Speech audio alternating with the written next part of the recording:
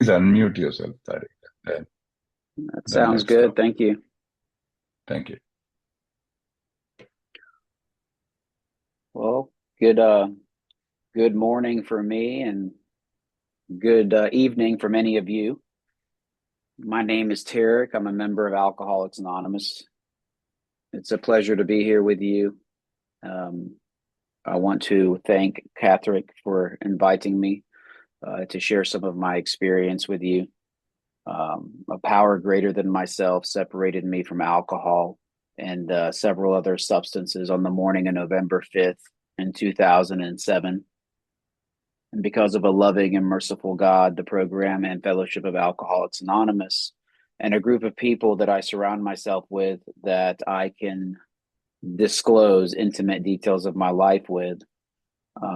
For all of those reasons, I have found it unnecessary to use alcohol or any substance to treat any degree of psychological pain that I am experiencing. For that, I will be eternally grateful, and I have a debt to repay God, and I'm the only one that can repay that debt. Translates. Yeah, thank you. Well, the date was November what? 2007? November 5, 07. Right. Thank you. So నమస్కారం మిత్రులారా, నా పేరు రమణ అండి. నేను కేవలం అనువాదం చేస్తున్నాను. ఇవాళ మాట్లాడుతున్నది తారేకు. ఇక్కడి నుంచి నేను చెప్పేదంతా ఆయన మాట్లాడిందే నేను అనువాదించడానికి ప్రయత్నం చేస్తున్నాను. సో నమస్కారం మిత్రులారా, నా పేరు తారేక్. నేను ఇక్కడికి రావడం చాలా సంతోషంగా ఉంది. ఆ కార్తీక్ నన్ను ఇక్కడికి ఆహ్వానించినందుకు ఎన్నో ధన్యవాదాలు. ఆ ఇక్కడ వచ్చి మీతో నా అనుభవం, శక్తి, స్ఫూర్తి పంచుకోవడం ఎంతో ఆనందంగా ఉంది. ఆ నవంబర్ 5, 2007 సంవత్సరం, ఆ అది నా సోబ్రైటీ డేటు. ఆ రోజు నుంచి నాకంటే ఉన్నతమైన శక్తి ఒకటి నన్ను ఈ త్రాగుబోతనం నుంచి, అంటే మద్యం నుంచి, రకరకాల మత్తు పదార్థాల నుంచి వేరే చేసింది. అంత కృప కల ఆ భగవంతుడు ఏ ఫెలోషిప్, ఏ ప్రోగ్రామ్, నా చుట్టుపక్కల ఉన్న మీరు అందరి వలన, ఎవరితో అయితే నేను నా మనసు లోపలి రహస్యాలు నేను పంచుకోగలను, ఇటువంటి వాళ్ళ చుట్టూ నా చుట్టూ ఉండడం వల్ల, వాళ్ళ మధ్య నేను ఉండటం వల్ల, నేను ఆ రోజు నుంచి ఈ రోజు వరకు మందు చుక్క కానీ మరే మత్తు పదార్థం కానీ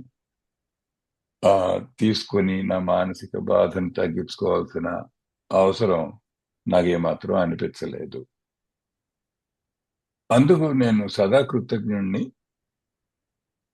దీన్ని నేను తీర్చుకోవడానికి ప్రయత్నం చేయాలంటే, ఈ గొప్ప రుణం తీర్చుకోవడానికి ప్రయత్నం చేయాలంటే, ఇట్లా మీ దగ్గర నా అనుభవాన్ని పంచుకోవటం ఒకటే మార్గం. ఇది చేయడానికి ప్రయత్నిస్తున్నా. Tariq, please go ahead. Thank you. It is nice to be with you today. My wife is from India. She's from Bangalore, India. And so I have a strong affection for your culture and the traditions there. And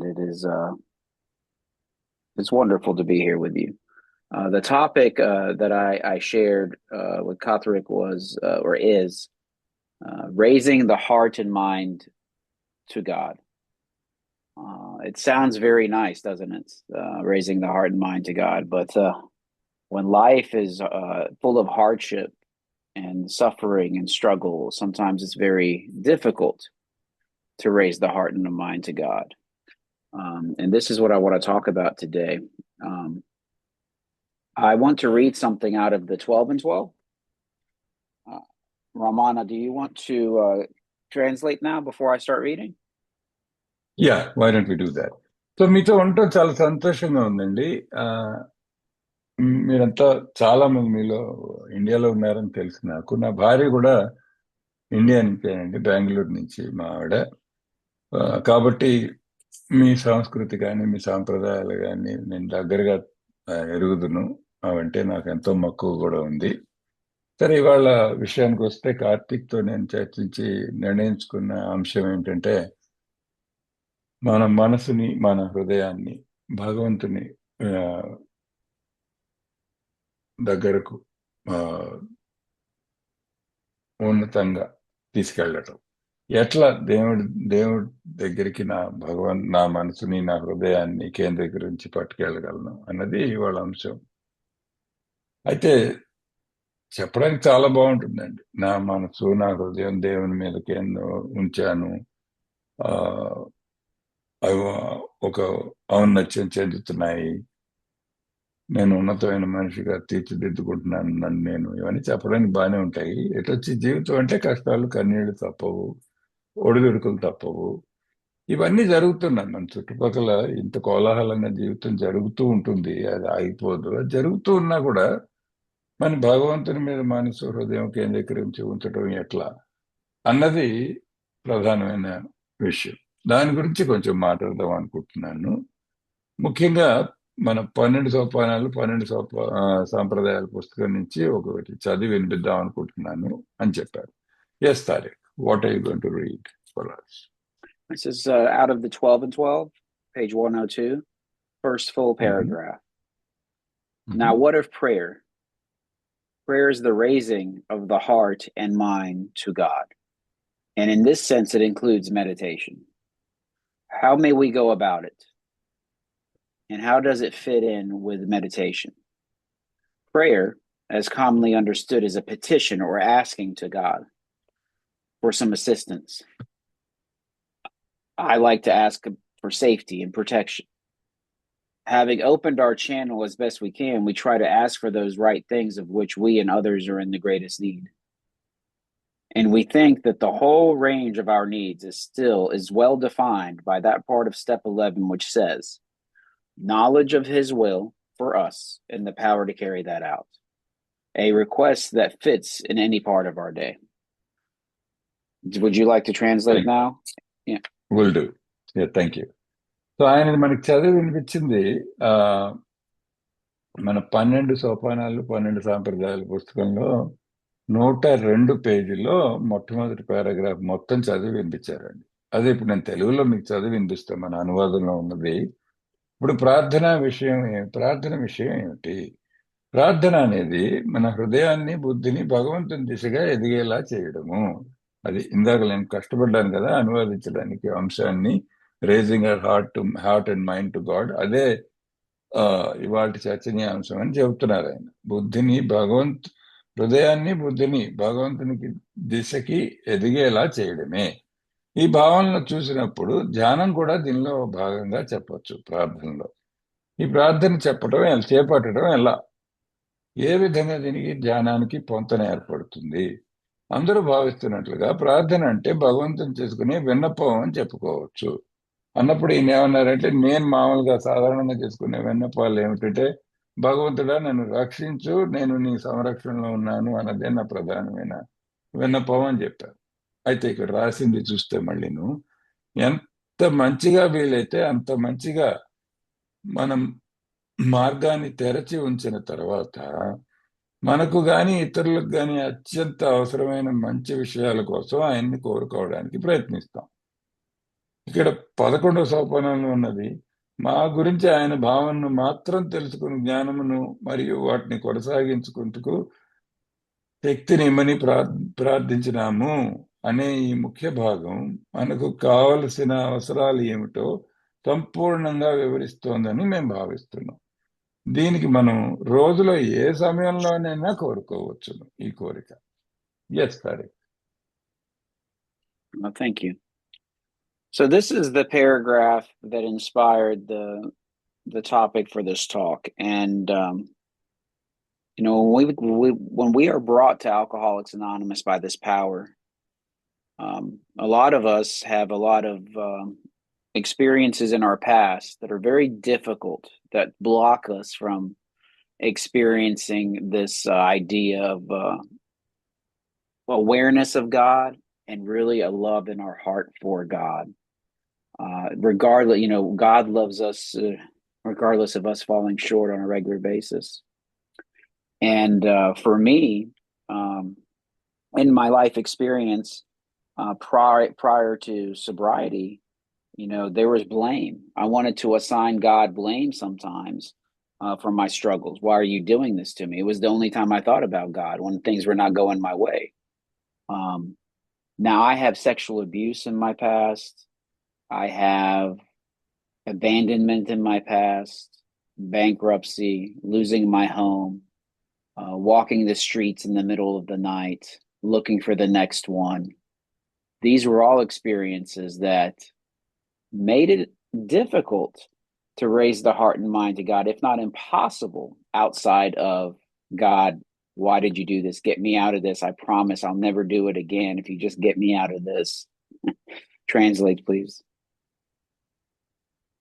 yeah so ఇప్పుడు నేను చదివి వినిపించిన ఈ 12 సోపానాలు సాంప్రదాయాల పుస్తకంలో చదివి వినిపించిన ముక్క అక్కడి నుంచే స్ఫూర్తి వచ్చిందండి వాళ్ళ అంశానికి. ఎక్కడైతే అతను హృదయం, బుద్ధి భగవంతుని దిశగా ఎదిగే ప్రయత్నం అని రాసిందో ఆ వాక్యం నుంచే వాళ్ళు మాట్లాడదాం అనుకుంటున్నాను. ఎంచేతంటే ఏకొచ్చే వాళ్ళకి మన పూర్వాశ్రమంలో మనం చేసిన పనులు, మనం బ్రతికిన బ్రతుకు, మన అనుభవాలు ఎట్లా ఉంటాయంటే చాలా కష్టాలతో కూడినవి ఉంటాయి. మనం చాలా కష్టమైన అనుభవాల్లోంచి మనం దాటి వచ్చాం ఇక్కడికి. ఆ అనుభవాల ఫలితం ఏంటంటే మనకి భగవంతునంటే అవేర్నెస్, అంటే స్పృహ లేకపోతే ఎరుక, అలాగే భగవంతుని పట్ల ప్రేమ, లవ్, ఇవి రెండు కూడా అనుభవించడం అంత సులభ సాధ్యం కాదు. రాగానే భగవంతుని ఎరుకని కనుగొన్నాను, ప్రేమించేశాను అంటే అది కొంచెం కష్టం. సరే, మనం ఎట్లా ఉన్నా, మనం ఎంత అధమ స్థితిలో ఉన్నా భగవంతుడు మనం ఎప్పుడు ప్రేమిస్తూనే ఉంటాడన్న విషయం నిజమే. ఎటొచ్చి నేను వచ్చే వాళ్ళకి నా పరిస్థితి ఎలా ఉంటుందంటే, నేను చాలా మటుకు అసలు భగవంతుని నిందించా. ఎందుకు నిందించానంటే నా గతంలో ఒకసారి వెనక్కి తిరిగి చూసుకుంటే లైంగికంగా అక్రమాలు జరిగాయి నా మీద, లేకపోతే ఆ నన్ను మనుషులు వదిలేసి వెళ్ళిపోయిన సంఘటనలు ఉన్నాయి. నేను డబ్బు విషయంలో దివాలా తీసిన సందర్భాలు ఉన్నాయి.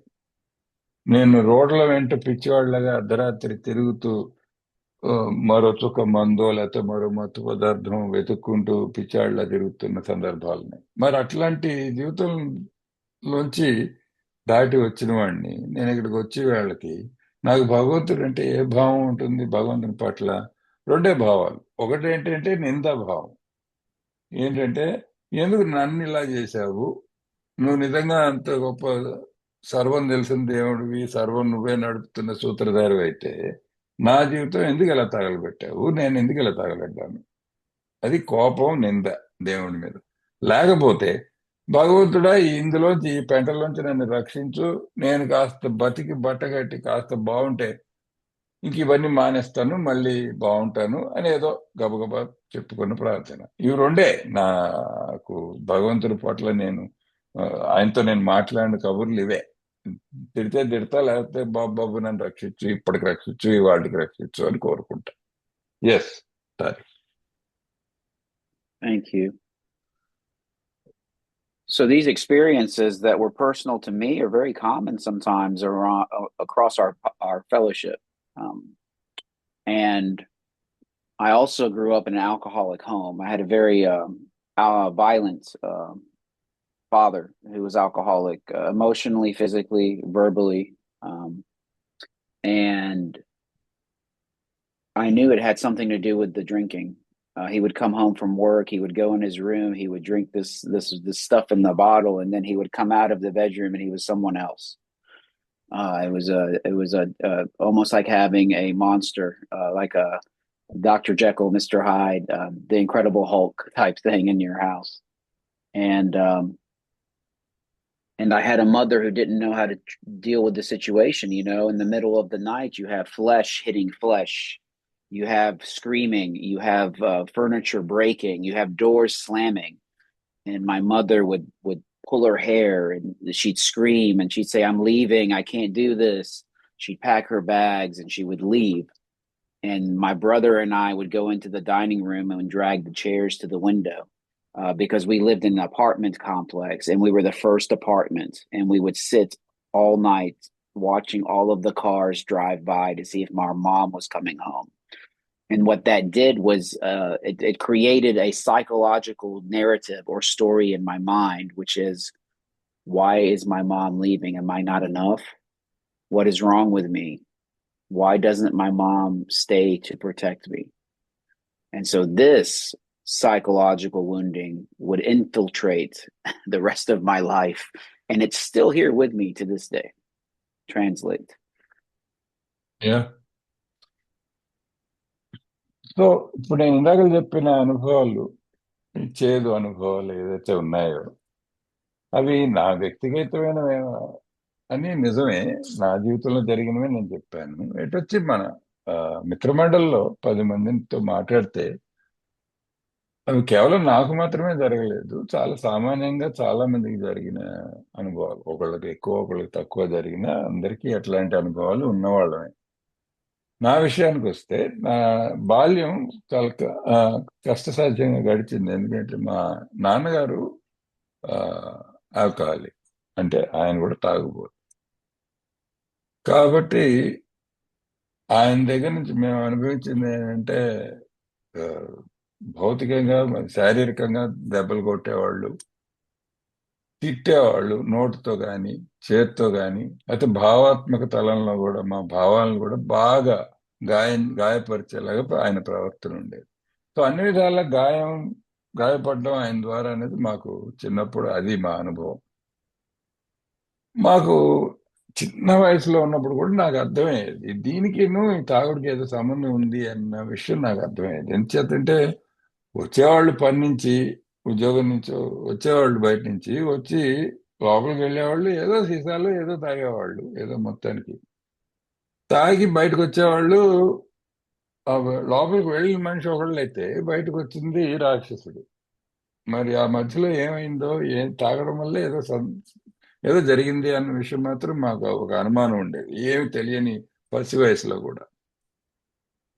సరే, ఇంకా ఆ తర్వాత మమ్మల్ని రకరకాలుగా తిట్టడం కానీ కొట్టడం కానీ ఇవన్నీ జరుగుతుంటే మా అమ్మకి ఈ దీన్ని ఎలా ఎదుర్కోవడం ఈ పరిస్థితిని అని తెలిసేది కాదు.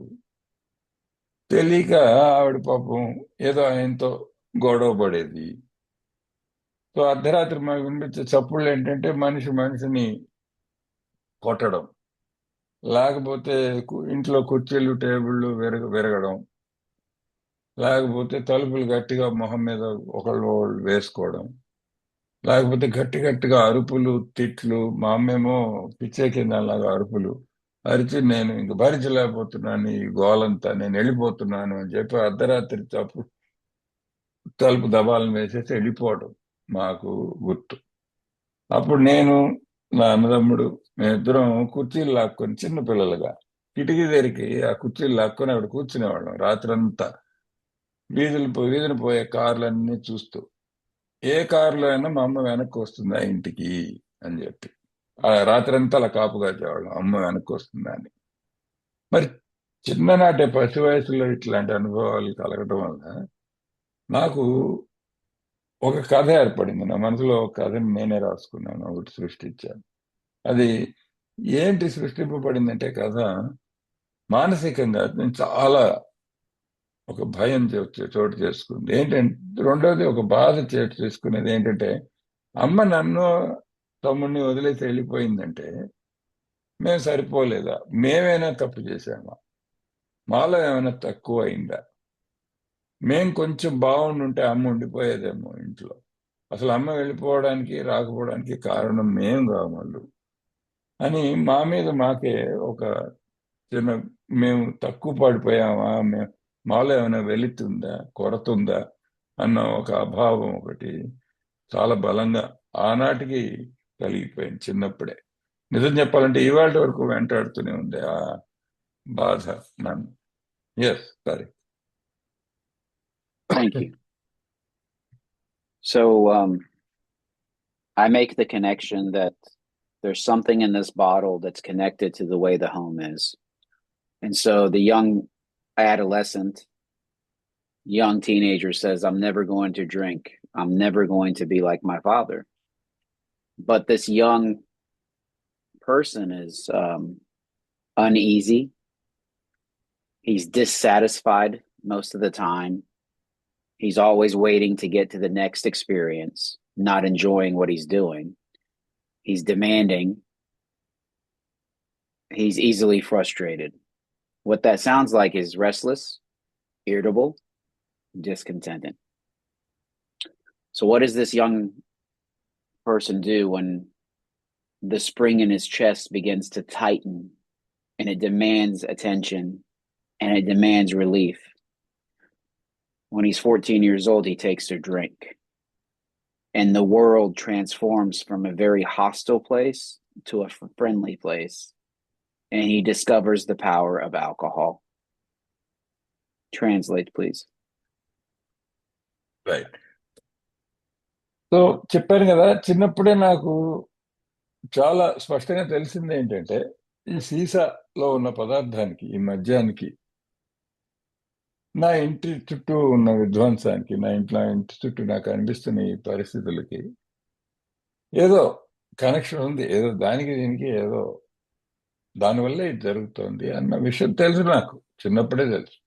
సో నేను 11, 12, 13 ఏళ్ళు కొంచెం యుక్త వయస్సును సమీపిస్తున్న, ఇంకా నూనెగు మీసాల వేళకు వస్తున్నప్పుడే నన్ను మీరు అడుగుంటే నేను చెప్పుండేవాడిని, నేనైతే చచ్చినా నా జీవితంలో తాగను, నేను ససేమిరా మా నాన్నలాగా తయారయ్యే పరిస్థితే లేదు, ఎప్పటికీ కూడా మా నాన్నలాగా తయారవ్వను అని చెప్పుండేవాడిని మీకు.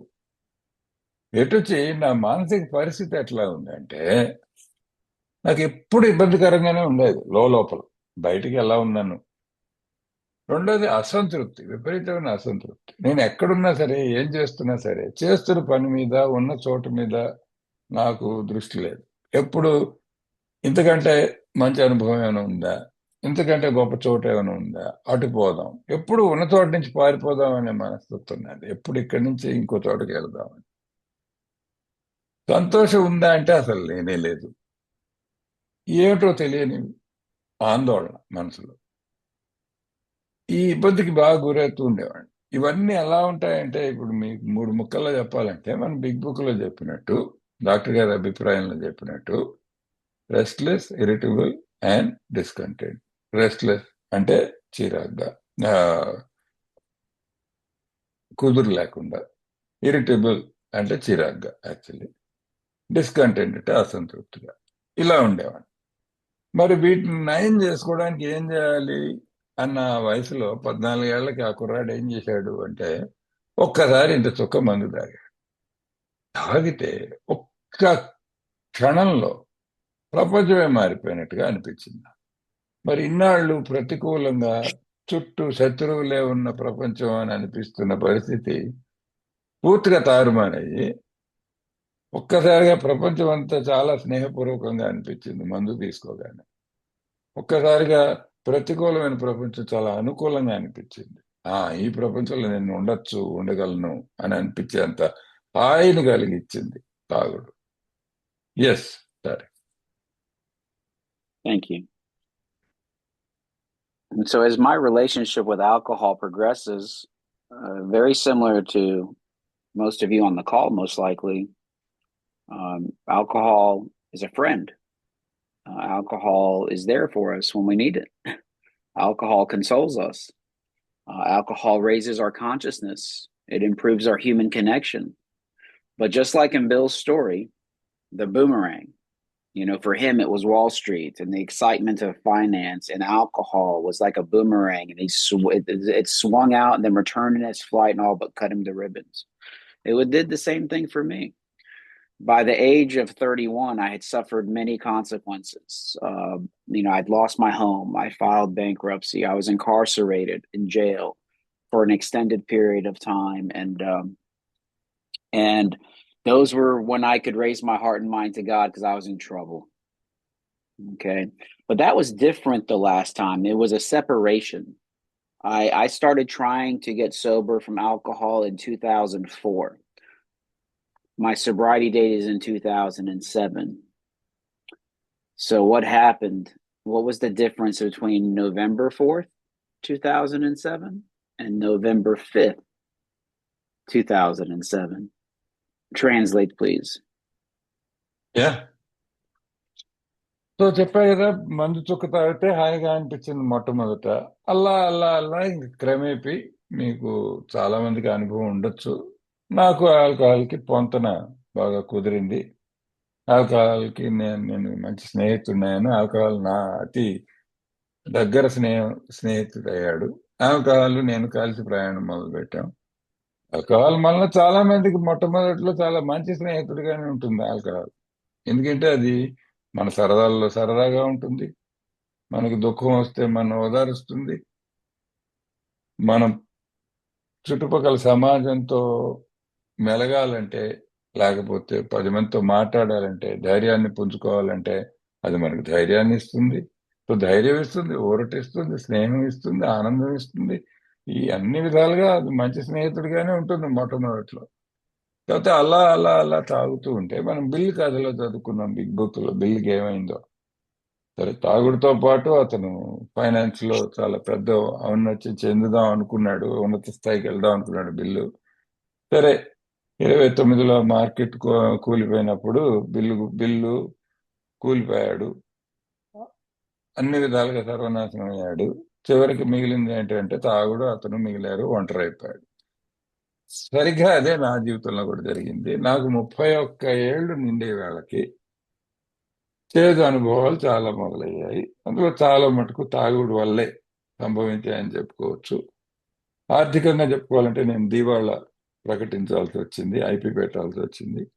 తర్వాత చాలా నెలల పాటు, చాలా ఆ, దీర్ఘకాలం పాటు నేను జైల్లో పడ్డాను నేను చేసిన నేరాలకి. ఇది జరిగినప్పుడు దేవునికి చేతులెత్తి దండం పెట్టుకోవాల్సిన పరిస్థితి వచ్చింది. మొత్తానికి ఓటమిని ఒప్పుకొని శరణు కోరే సమయం వచ్చేసింది. అయితే ఇప్పుడు నేను చెప్పదలుచుకున్న విషయం ఏంటంటే, నేను చెప్పా కదా ఇందాక మీకు, నవంబర్ 5వ తారీఖు 2007 నా సోబర్ డేట్ అని. నిజానికి నేను 2004 నుంచి కూడా మందు మానేద్దామని గట్టి ప్రయత్నం చేస్తూనే ఉన్నా. 3 ఏళ్ల ప్రయత్నం అయ్యాక జరిగింది ఈ విషయం. అయితే ఆ ముందు రోజు నవంబర్ 4, 2007 సంవత్సరానికి, నవంబర్ 5, 7, 2007 సంవత్సరానికి ఏం జరిగింది? నిన్నటికి ఈ రోజుకి తేడా ఏమిటి అన్నది చెప్పదలుచుకున్నాను. Yes, sorry. Thank you. So what is different? What was different?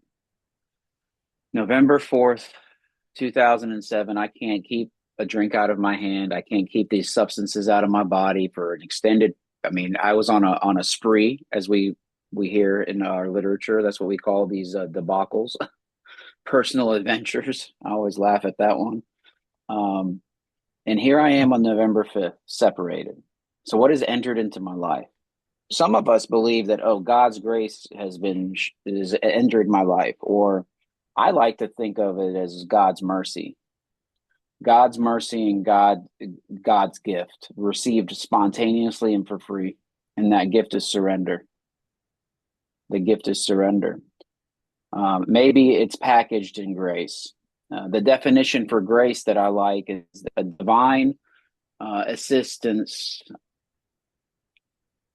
given to a human being for the hope of regeneration, divine intervention. But mercy, I read a definition once, and it said divine assistance granted to a human being in distress. I was a human being in distress. So yes, absolutely God's grace. But I'm a product of God's mercy, I think, more than God's grace. And I'm sure God's mercy was with me all along, and so was God's grace. But you can have God's mercy, you can have God's grace, but if there's not the gift of surrender, they're both temporary. Translates, please. So ఇందాక అన్నా కదా, 4వ తారీఖు 5వ తారీఖు తేడా ఏమిటి? మరి నిన్నేమో చూస్తే నేను మందుకు ఒక క్షణం కూడా, ఒక గంట కూడా దూరంగా ఉండలేకపోతున్నాను. మందే కాదు, వేరే మత్తు పదార్థాలు కూడాను. నేను అప్పటికే చాలా రోజుల పాటు అలాగా సాగుతోంది అది, ఆ మందు తాగడం అనేది. మత్తులోనే ఉన్నా చాలా రోజులు బట్టి. మనం పెట్టిన చాలా చమత్కారంగా బిగ్ బుక్ లాంటి చోట రాస్తాం, వ్యక్తిగత సాహస కృత్యాలు ఇలాంటి, కొంచెం నవ్వు వస్తాయి ఇప్పుడు తలుచుకుంటే, అట్లాంటి పదాలు రాస్తాము. అవన్నీ పెద్ద పెద్ద పదాలు రాస్తాం, కానీ మామూలుగా చెప్పాలంటే మత్తులో ఉన్నా, తాగిపడి ఉన్నా. అయితే మరి 4వ తారీఖున అలా ఉన్నవాడిని 5వ తారీఖున ఏమైందండి నాకు? 5వ తారీఖున ఆ రోజు నుంచి ఈ రోజు వరకు మరి మందు తాగలేదు. 19 ఏళ్ళు అవుతుంది. ఎందుకు? ఏమైంది ఆ రోజు? ఏం జరిగింది అంటే, ఇప్పుడు మామూలుగా మనలో ఎవరిని అడిగినా సరే ఏమండి భగవంతుని అనుగ్రహం అండి, భగవంతుని గాడ్స్ గ్రేస్ అండి అంటాం. నా విషయంలో అయితే వ్యక్తిగతంగా నేను నమ్మేది ఏంటంటే అది అనుగ్రహం కంటే కొంచెం ఎక్కువ కృప, దయ చూపించాడు భగవంతుడు నా మీద. ఈ కృపకి నేను ఎక్కడో అర్థం చదువుతుంటే డిక్షనరీలో అక్కడ ఎలా రాసిందంటే డివైన్ అసిస్టెన్స్ అన్నాడు. అంటే భగవంతుని సహాయం. ఎవరికి ఎవరికి వచ్చింది ఈ సహాయం? To human being in distress. ఒక ఆపదలో ఉన్న ఒక మానవుడికి భగవంతుడు అందజేసిన సహాయము అని రాసింది. నిజంగానే నేను మానవుడిని పూర్తిగా. ఆపదలో ఉన్నమాట అక్షరాల నిజం. చాలా ఆపదలో ఉన్నా, చాలా కష్టాల్లో ఉన్నా, ఆ సమయానికి నాకు దేవుని కృప ఒక్కసారిగా వచ్చింది. ఒక క్షణికంగా అలా కలిగింది. రెండోది నేనేం చేయకుండా కలిగింది. నేనేం పెద్దదానికేం విశ్వ ప్రయత్నం చేయలే. తాగేసి ఉన్నా. నాకు అది అందింది. నేను పుచ్చుకున్నా. అయితే మరి తాగుతున్న రోజుల్లో ఆ ముందు భగవంతుని దయ నా మీద లేదా? భగవంతుని కృప నా మీద లేదా అంటే ఉంది.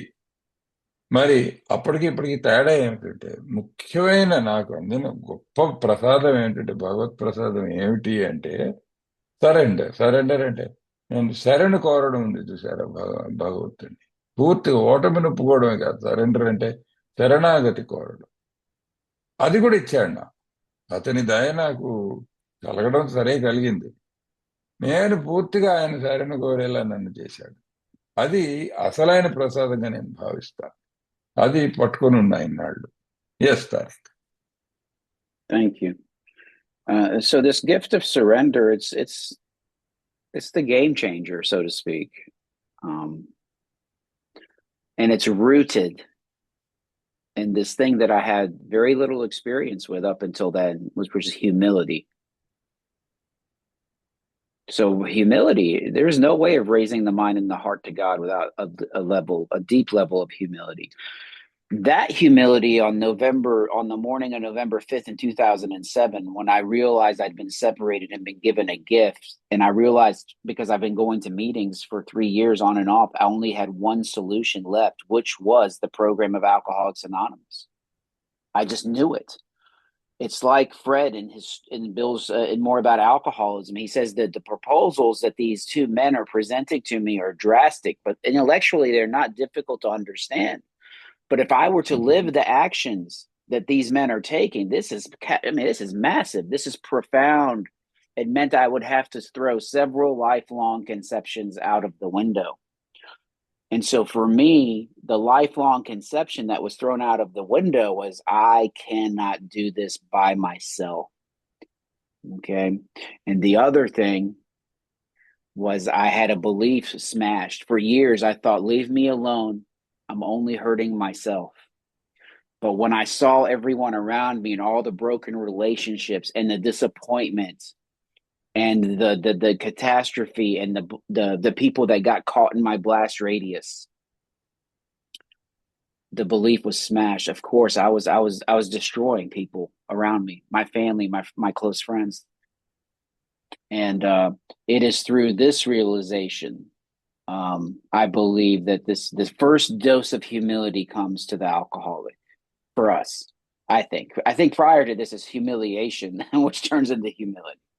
But there's something raw about that experience and the humility attached to the surrender. Translate, please.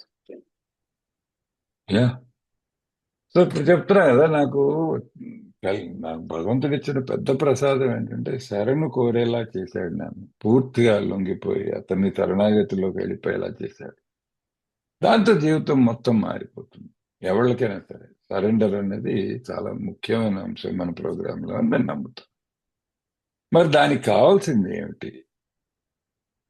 ఎవరికైనా సరే, మనలో ఎవరికైనా సరే అది ఆ శరణాగతి కోరే పరిస్థితి, ఆ ప్రసాదాన్ని అందుకోవాలంటే నీలో ఏముండాలి? నీలో ఏముండాలంటే ముఖ్యంగా వినయం ఉండాలి. నిజం చెప్పాలంటే ఆ రోజు వరకు నాలో వినయం అంటే ఏ ఛాయలు లేవండి. వినయం అంటే తెలియదు నాకు సరిగ్గా. నాకు చాలా కొద్ది అనుభవం ఉంది. అవమానం అంటే బోల్డ్ ఉందండి. హ్యూమిలియేషన్ చాలా ఉంది. హ్యూమిలిటీ తెలియదు, వినయం తెలియదు. మామూలు వినయం కాదు, ఇక్కడ చాలా లోతుగా లోపల వినయం అనేది చాలా అత్యవసరం ఈ ప్రోగ్రామ్ గా నేను నమ్ముతా. ఇప్పుడు ఎందుకు చెప్పినా అంటే 2004 నుండి 2007 వరకు చెప్పా కదా, 3 ఏళ్ల పాటు మీటింగ్లు తడప పెడుతూనే ఉన్నా. ఆ ఆ వెళ్ళడం వల్ల కూడా కొంత వాసన అంటుకుంది. ఏ వాసన ఏమిటి అది అర్థమైందంటే, ఈ ప్రోగ్రాం తప్ప మరి ఇంక ఏది నాకు పనికిరాదు, ఇదే నాకు పరిష్కారం నా సమస్యకి అన్నది అర్థమైంది. అయితే ఆ పరిష్కారం నా జీవితంలో పని చేయాలంటే ఏం చేయాలి అన్నది, అది నాకు పూర్తిగా అర్థం కాల, టైం పట్టింది కొంచెం. ఇప్పుడు మన బిగ్ బుక్ లో మన 3వ అధ్యాయంలో ఫ్రెడ్ అని ఒకటి కథ ఉంటుంది. వాడి అకౌంటెంట్. వాడి కథ ఎలా ఉంటుంది, వాడిని వాళ్ళిద్దరు వచ్చి కలుస్తారు, వాడు రాస్తాడు. వాళ్ళు వచ్చి చెప్పారు, నాకు ప్రోగ్రామ్ చాలా నచ్చింది, నాకు ఈ ప్రోగ్రాము ఇక్కడ బుద్ధి వరకు, బుద్ధి తలంలో చాలా బాగుంది, అసలు అర్థం చేసుకోవడానికి అద్భుతంగా ఉంది ఈ ప్రోగ్రామ్. నిజం చెప్పాలంటే చాలా సులభంగా ఉంది అర్థం చేసుకోవడానికి. సులభంగా కాదండి, సరళంగా ఉంది అర్థం చేసుకోవడానికి, సింపుల్ అర్థం చేసుకోవడానికి. ఎటొచ్చి ఈ ప్రోగ్రామ్ని అవలంబించాలంటే జీవితంలో, నేను ఈ ప్రోగ్రామ్ని కార్యాచరణ చేయాలంటే వాడు చెప్తాడు ఫ్రెండ్, జీవితం అంతా నేను పట్టుకొని కూర్చున్న కొన్ని నమ్మకాలని అవి తీసి అవసరం పారేయాల్సిన అవసరం ఉంది. అది తీసి అవసరం పారేసే వరకు నేను సోబర్ అవ్వలేదని రాస్తాడు వాడు. అది కూడా నా జీవితంలో కూడా జరిగింది.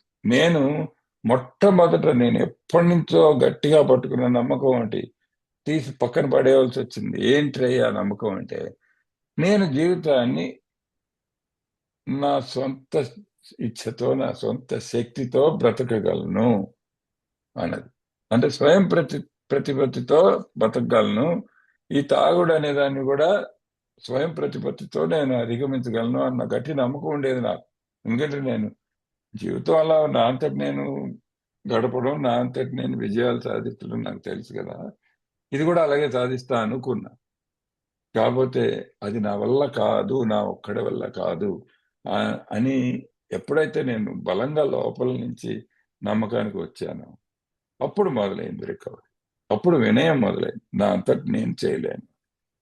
రెండో విషయం, నేను ఇంకో నమ్మకం, గట్టి నమ్మకం పట్టుకుని ఉండేవాడిని, దాన్ని పటాపంచలు చేయాల్సి వచ్చింది.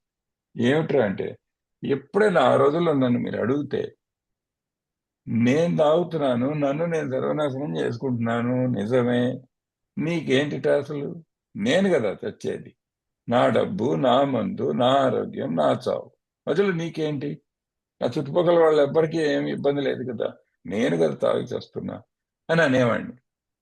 కానీ ఈ నమ్మకం కూడా నేను పటాపంచం చేయాల్సి వచ్చింది. ఎందుకంటే ఒక్కసారి దగ్గరగా చూస్తే, నేను నాతో ఇంతో అంతో పరిచయం ఉన్న ప్రతి వాడితో సహా నా దగ్గర వాళ్ళకి చెప్పనే అక్కర్లేదు, అందరి జీవితాలు సర్వనాశనం చేయడానికి నేను పూనుకున్నా. నా ఒక్కడి జీవితమే కాదు, తాగుబోతు ఒక్కడి జీవితమే కాదు నాశనం చేసుకునేది, చుట్టుపక్కల అన్ని సర్వనాశనం, వాడు ఉన్న చోటే సర్వనాశనం మొదలు. ఈ జ్ఞానం ఇది ఎప్పుడైతే నాకు పూర్తిగా అర్థమైందో, ఇవి వినయానికి దారితీసి, ఇంకా వినయానికి దారి తీస్తే అప్పుడు శరణాగతికి కొంచెం సిద్ధం అవుతున్నాను. Yes Tariq. Thank you. So it's, I would say the first 15 years of my sobriety, reaching for humility was not something that was the top of my list. I didn't see the significance of humility and its connection to letting go. And letting go, if you were to boil the AA program to a few words, Dr. Bob said love and service. Sandy Beach, one of my favorite AA heroes, said letting go would be his phrase. And what are we letting go of? Old ideas. Tarek's way is not the best way. Tarek's time is not the most important time. Other people's time is also important. Tarek's need to be important, to be respected. Tarek's need to have the right answer at all time, and his fear of saying, I do not know. These are the ways that I today can say, okay, this is the importance of reaching for humility. Because if that does not happen, my mind is not aware of God. My heart is not aware of God. It's only aware of me, self centered me. I want to. Do you want to translate before I read out of Not God, or do you want to go ahead and? Let me finish that a little bit you just said, and then we'll go on to Okay. the reading. Okay. Thank you, Tarek. Yeah. So, ఇప్పుడు చెప్పే కదా వినయం కావాలి, లోతైన వినయం కావాలి, ఇవన్నీ చెబుతున్నా. వచ్చి నిజం చెప్పాలంటే నేను మొదటి 15 ఏళ్ళు నా సోబర్ జీవితంలో వినయం నేను కోరుకుంటున్నానా, వినయం కోరుకుంటూ ఉన్నానా ఎప్పుడు ప్రతి క్షణం అంటే అది తప్పు. నాకు అంత సులభంగా రాలే, వినయం అనేది నాకు రాదు మామూలుగా. మరి వినయం వినయం అని పుస్తకాలు ఘోషిస్తున్నాయి. అలాగే శాండీ బీచ్ అని ఒక పాత ఏ మెంబర్ ఉండేవాళ్ళు ఒక ఆయన, ఆయన స్పీచ్లు చాలా క్యాసెట్లు ఇప్పుడైతే నెట్లో కూడా చాలా ఉన్నాయి. ఆయన చెప్తాడు మొత్తం ప్రోగ్రామ్ అంతా 2 ముక్కల్లో కుదించి చెప్పాలంటే లెట్ గో అంటే, లెట్ గో అంటే ఏంటి, వదిలిపెట్టు. ఏంటి వదిలిపెట్టాలి అంటే బిగ్ బుక్ లో మనం మనం పూర్తిగా అర్పించుకోవడం అంటాడు బిగ్ బుక్ లో. అదే వదిలిపెట్టు. ఏమిటి వదిలిపెట్టాలి? వదిలిపెట్టాల్సింది ఏంటంటే నా అహం చివరికి వదిలిపెట్టాల్సింది. కానీ అహం వదిలిపెట్టే ప్రక్రియలో మొట్టమొదటి వదిలిపెట్టాల్సింది ఏంటి? నా పాత ఆలోచనలు, నా పాత నమ్మకాలు, అవన్నీ పట్టుకు వెళ్లాడుతున్నంత కాలం నువ్వు తాగుతూనే ఉంటావు అని చెబుతుంది బిగ్ బుక్. అవి వదిలిపెట్టు. నా మనసు ఏంటంటే దేవుణ్ణి గురించి ఆలోచించదు, ధ్యానం వైపు పోదు నా మనసు. ఎందుకంటే నాకు వినయం సహజంగా రాదు. నా మనసు ఎప్పుడు నా చుట్టూనే తిరుగుతుంది. నేనే స్వకేంద్రీకృతమైన మనసు కలవాణ్ణి. నేను అసలు సెల్ఫ్ సెంటర్డ్ పర్సన్. మరి ఇలాంటి మనసు దేవుడి చుట్టూ తిరుగుతూ ఉండాలంటే ఏం చేయాలి అంటే వినయం రావాలి. వినయం రావాలంటే ఏం చేయాలి? పాత నమ్మకాలని మెల్లమెల్లగా క్రమేపీ వదిలిపెడుతూ వెళ్ళాలి. లెట్ గో చేసినప్పుడే వినయానికి దారి తీస్తుంది. ఆ విషయంలోనే ఇప్పుడు మీకు ఒకటి చదివి వినిపిద్దాం అనుకుంటున్నాను అని చెప్తున్నారు. Yes, Tariq, go ahead. Thank you. I want to read something out of a book called Not God. It's a History of Alcoholics Anonymous by Ernie Kurtz. He has a little section here on humility that I find very important for our lives in Alcoholics Anonymous, as we use this as a spiritual path to coincide with whatever tradition we have been raised in or we have returned to. So humility, the key to the AA program. The step that separates the men from the boys and the women from the girls was presented, perhaps surprisingly, as step 6. We're entirely ready to have God remove all these defects of character. The point was that not only can I not directly achieve this removal, but even before an other, capital O, can, my main activity can be only the apparently most passive one of being ready and being open to the possibility. Bill Wilson's explicit exploration of the meaning of humility bracketed his indirect treatment of it in step 6. Although often misunderstood, genuine humility was presented simply and classically in step 5 as realism, straight thinking, solid honesty, especially as first consisting of recognizing my character defects, my limitations as a human being, the big book, my grosser handicaps. When I take honest stock of where I fall short, there's a humility there that makes me aware that I can't change myself. I must reach for God. I must reach for humility. I believe it is only in that experience that God brings us, when he brings us to it, that we are able to raise the mind and the heart to God. It doesn't mean that when I have really good blessings that I don't raise my heart and mind to God, but there's something when I know I can't do this by myself. I must have God's help. I must have God. Maybe I don't even need God's help. Just God. Translate, please. Right. ఇప్పుడు చదివి వినిపించేది ఒక రచయిత ఎర్నీ curse అని ఒక రచయిత ఉండేవాడు. అతను ఏ గురించి మొట్టమొదట పరిశోధన చేసిన పరిశోధకుడు అతను. ఇది నేను చెప్తున్నా, వేరే మీకు పెట్టకథ. అతను ఆ, ఏని బాగా పరిశోధించి దాని మీద ఓ మంచి పుస్తకం రాశాడు. ఏ ఆ, గురించి రాసిన మొదటి చరిత్ర అని చెప్పుకోవచ్చు, చాలా కాలమే. అందులో ఒకటి చదివి వినిపిస్తున్నారు. ఇది వినయం గురించి, హ్యూమిలిటీ గురించి. ఏ ప్రోగ్రాం మొత్తానికి పట్టుకోమ ఏమిటి అన్నది వినయం అంటాడు. అది ఎక్కడ బిల్లు మన లిటరేచర్ లో పెట్టాడు అంటే మన 6వ సోపానంలో మొదలు పెట్టాడు దాని గురించి కథ. 6వ సోపానాన్ని 12 సోపానాలు 12 సాంప్రదాయాల పుస్తకం మీరు చదివితే మొట్టమొదటి లైన్ ఏముంటుందంటే, ఈ 6వ సోపానం చేసిన వాడికి చేయని వాడికి తేడా ఉంది. 6వ సోపానం చేయని వాడు బాలకుడు, ప్రోగ్రామ్ లో బచ్చావాడు. ఎదిగిన పురుషుడు, ప్రోగ్రామ్ లో ఎదిగి పురుషుని స్థాయికి, బాలకుని స్థాయి నుంచి పురుషుని స్థాయికి, స్త్రీలకు కూడా వర్తిస్తుంది. చిన్నపిల్లల నుంచి పెద్దవాళ్ళ అయ్యింది ఎవరు అంటే, ప్రోగ్రామ్ లో ఎదిగింది ఎవరంటే 6వ సోపానం పూర్తి చేసిన వాళ్ళు అని రాశాడు బిల్. విషయం ఏంటంటే, ఎందుకు అట్లా రాశాడు అంటే, ఇప్పుడు కర్డ్స్ రాస్తున్నాడు ఇందులో. నేను అన్న మనిషిని ఇది చెయ్యలేను, ఎందుకంటే నాలోని గుణదోషాలు తీసివేయమని కదా నేను సిద్ధపడుతున్నా 6వ సోపానంలో. ఎవరు తీసివేయాలి? భగవంతుడు తీసివేయాలట. అంటే ఏంటి? అక్కడ నువ్వు సిద్ధం అయ్యావు, పూర్తిగా సిద్ధమయ్యాను రాశాడు, ఎంటైర్లీ రెడీ అని రాశాడు. మరి పూర్తిగా సిద్ధం అవ్వాలంటే ఏం చేయాలట?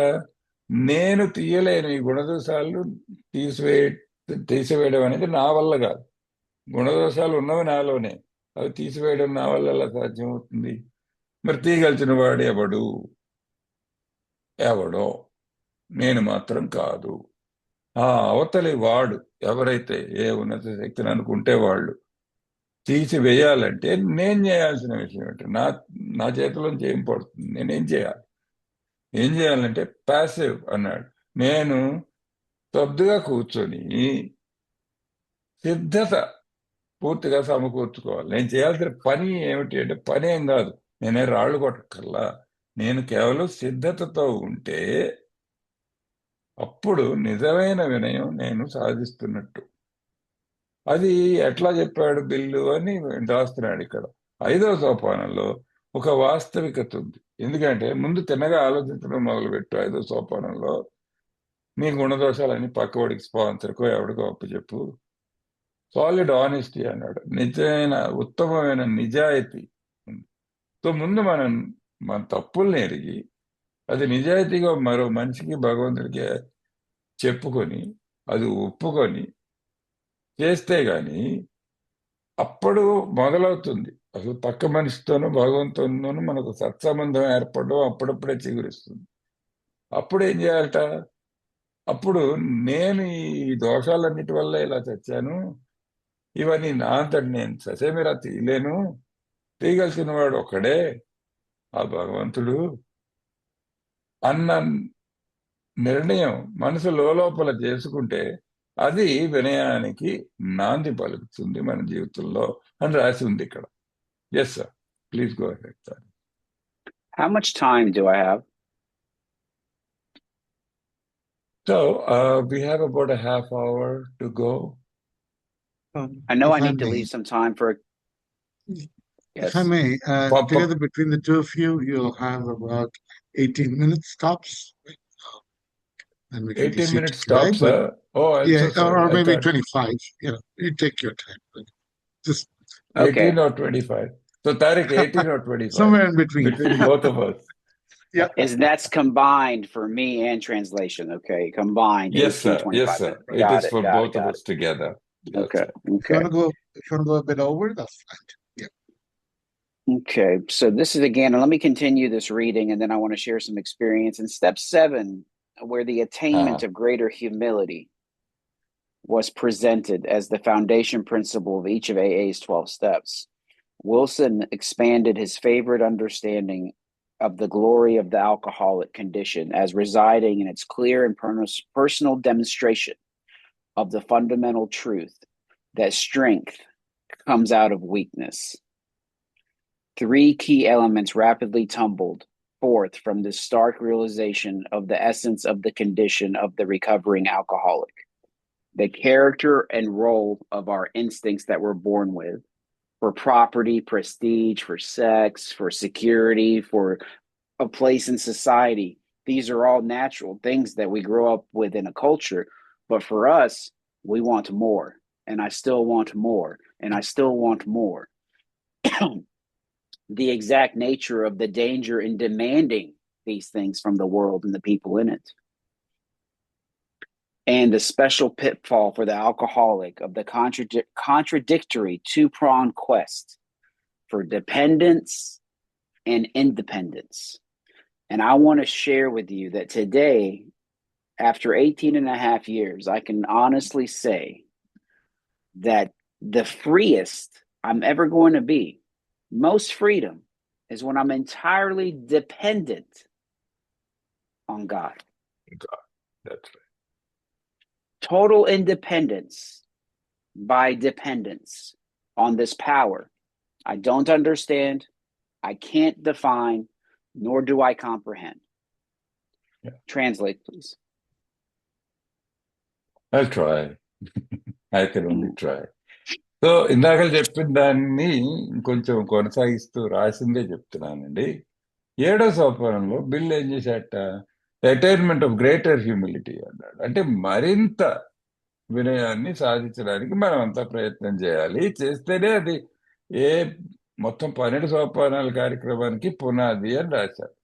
అక్కడ బిల్లు ఏం చెప్పాడు అంటే, అసలు ఆల్కహాలిక్ యొక్క పరిస్థితిలో ఉన్న గొప్పతనం ఏంటంటే, అంటే ఆల్కహాలిక్ పరిస్థితిలో కూడా గొప్పతనం ఉంది. ఏమిట్రా గొప్పతనం అంటే, మొట్టమొదట వ్యక్తిగతంగా మనం అందరం 4-5 సోపానాలు చేసే వేళకి మనకి గట్టిగా అర్థమయ్యే అసలైన సత్యం ఏంటంటే, ఈ ప్రోగ్రాంలో మన నిస్సహాయత, మన పూర్తి శక్తిహీనత లోంచి పుట్టేదే మనకి కావలసిన శక్తి, మన నయం చేసే శక్తి. ఇది చాలా ముఖ్యమైన విషయం. ఇక్కడ ఇందులో 3 విషయాలు చోటు చేసుకున్నాయి. ఒకటి ఏంటంటే, మన సహజ గుణాలు ఏమిటి ప్రతి మనిషికి అన్నది మొదట చెప్తాడు 12 బిల్లు. సహజ గుణాలు, సహజ ప్రవృత్తులు, ఇన్స్టింక్ట్స్ అంటాం ఇంగ్లీష్లో. అది ఏమిటి సహజమైన అంటే, ప్రతి మానవుడికి కావాల్సిన ఏమిటి? 3. ఒకటి ఏంటంటే సెక్యూరిటీ, భద్రత. చిన్నపిల్లాడి నుంచి ముసలాడి వరకు కావాల్సిన భద్రత. నేను భద్రంగా ఉన్నాను అన్న భావం లేకపోతే బ్రతకడం కష్టం. 2 సోషల్ ఇన్స్టింక్ట్ అన్న అంటే ఏమిటి? సమాజంలో నా చుట్టుపక్కల వాళ్ళతో నేను మెలగాలి అన్న కోరిక ఉంటుంది. ఏ మానవుడు కూడా ఒక్కడు చీకటి గదిలో బతికేలేడు పుట్టుక నుంచి చావు వరకు. 10 మందితో మెలగాలన్నదే మన సహజ తత్వం. 3వది సెక్స్. మరి మన తరం ముందుకు సాగాలంటే సెక్స్ అనేది చాలా అవసరం కాబట్టి అది తరతరాలుగా అనాదిగా మనలో ఉండిపోయిన సహజమైన తత్వం. సో ఈ 3టికి కూడా నిర్ణీతమైన స్థానం ఉంది జీవితం. ఎట్లయితే ఆల్కహాలిక్ విషయంలో ఏంటంటే మనకు 3 ఎక్కువ కావాలి. నాకు అందరికంటే కొంచెం ఎక్కువ భద్రత కావాలి, అందరికంటే కొంచెం సమాజంలో కొంచెం ఎక్కువ పేరు కావాలి, అందరికంటే నాకు కొంచెం ఎక్కువ, చాలా ఎక్కువ సెక్స్ కావాలి. ఈ 3 నాకు కొంచెం కావాలన్నమాట, మీకంటే కొంచెం ఎక్కువ కావాలి. అదే నా గుణం ఆల్కహాలిక్గా. దాని గురించి బిల్లు బాగా స్పష్టంగా చెప్పాడు అని రాస్తున్నాను. 2, the exact nature of the demand, danger in demand. అది మనకు ఎక్కువ కావాలి, సమాజం నాకు ప్రపంచం ఇవ్వటం లేదు, నేనేం చేయాలి? లాక్కోవాలని ప్రయత్నం చేస్తా. ఇది నాకున్న సమస్య. అది మీ దగ్గర బలవంతంగా లాక్కుందామని నేను సమస్య సృష్టించుకుంటా. చేసిన కొద్దీ మీరు తిరగబడతారు, తిరగబడిన కొద్దీ నేను కోప్పడి ఇంకొంచెం తాగుతా. ఇది నా సమస్య. 3వది the special pitfall for the alcoholic. ఇది చాలా బాగుంది. డిపెండెన్స్, ఇండిపెండెన్స్ మనకు 2 కావాలి. నాకు నీ మీద ఆధారపడి ఉండి సమాజంలోంచి అన్ని పీక్కోవాలని ఉంటుంది. నాకు సమాజం నుంచి తీసుకోవడమే తప్ప ఇవ్వడం అనేది నాకు చేత కాదు. మీ మీద నేను ఆధారపడి ఉన్నా పూర్తిగా. మీ దగ్గర పీక్కోవడమే నా జీవిత కార్యక్రమం. ఏటొచ్చి మీరు నన్ను వచ్చి దగ్గరికి వచ్చి అడిగితే, నన్ను వదిలేరా బాబు, నన్ను ఎందుకు చంపుతావు అంటాను నేను. నాకు స్వేచ్ఛ కావాలంట. నీ దగ్గర పిక్కు తింటాను, తర్వాత నన్ను వదిలేరా బాబు అంట. అది నాలోని గొప్పతనం. సో ఈ ఆల్కహాలిక్ లో ఉన్న ఈ ద్వంద్వం ఏంటంటే వీడి మనసులో స్వేచ్ఛ కావాలి, పూర్తి ఆధారము కావాలి. ఈయన తారీఖు ఇప్పుడు ఏం చెప్పారంటే, ఈ చదవడం అయింది, ఆయన చెప్పేది ఏంటంటే, నా అనుభవంలో నేను చెప్తున్నది, నా సొబరైటీలో నేను నేర్చుకునేది ఏంటంటే, నేను ఎప్పుడైతే దేవుని మీద 100% ఆధారపడి ఉంటానో మొత్తం అంతా ఆయనకు అప్పచెప్పేస్తాను, అంతకన్నా గొప్ప స్వేచ్ఛ మరి లేదు.